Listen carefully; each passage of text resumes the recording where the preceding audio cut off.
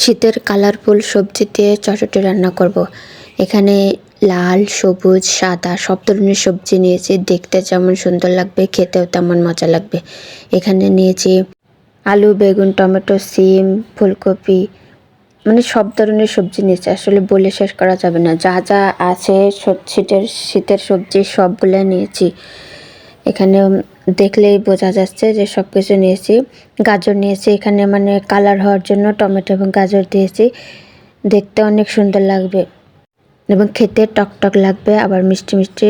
আর মরিচ তো দেওয়া হবে, ঝাল, মানে স্বাদ যে কেমন হবে তা না খেলে বোঝা যাবে না। টক মিষ্টি ঝাল এমন চটচটি হবে। আজকের রেসিপিটা দেখুন সবাই এবং বাসায় ট্রাই করে খেয়ে দেখবেন, অনেক মজা। এখানে আমি আজকে চটচটিটা রান্না করব বাইন মাছ দিয়ে। বাইন মাছটা আমি লবণ, হলুদ, মরিচ মেখে হালকা করে একটু ভেজে নিচ্ছি।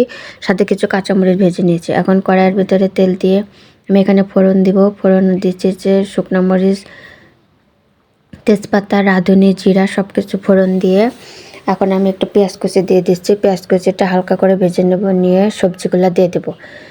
সবজিগুলা এখন আমি ধুয়ে রেখে দিচ্ছি পানি ঝরিয়ে। এখন দিয়ে দিচ্ছি, দিয়ে কিছুক্ষণ কষে নেব। অল্প একটু দিয়ে ভেজে নিলাম যেন পুড়ে না যায়। এখন লবণ, হলুদ দিয়ে ঢেকে রেখে দেবো। যেহেতু পরিমাণে একটু বেশি কমে আসবে, তার জন্য আমি কিছুক্ষণ ঢেকে রেখে দেবো যেন সিদ্ধ হয়ে আসে এবং একটু কমে যায়, তখন নাড়াচাড়া করতে সুবিধা হবে। এভাবে করে কষিয়ে নেবো। এই ফাঁকে আমি মশলাটা বেটে নেব। এখানে বাটা মশলা দেবো, আদা, জিরা, রাঁধুনি, কালি জিরা সব কিছু একসাথে দিয়ে আমি বেটে নেব। বেটে দিয়ে মশলাটা দেবো। এভাবে করে বাটা মশলা দিয়ে খেতে কিন্তু অনেক মজা লাগবে। এখানে আমি মাছের সাথে ভেজে রাখা কাঁচামরিচটা দিয়ে দিচ্ছি এবং মশলাটাও দিয়ে দিচ্ছি। মাছ দেওয়ার পরে তো মিক্সড করতে সমস্যা হবে, যার কারণে আগে মশলাটা এবং কাঁচামরিচটা দিয়ে ভালোভাবে মিশিয়ে নিচ্ছি যেন পরে মেশাতে আর সমস্যা না হয়। এখন ভালোভাবে মিশিয়ে এখন আমি একটু শুকনো মরিচের গুঁড়া দিয়ে দিচ্ছি, ঝাল যেন একটু বেশি হয়। আর লবণ একটু আগে দিয়েছিলাম, আর একটু পরে দিয়ে দিচ্ছি, একটু কম মনে হয়েছে।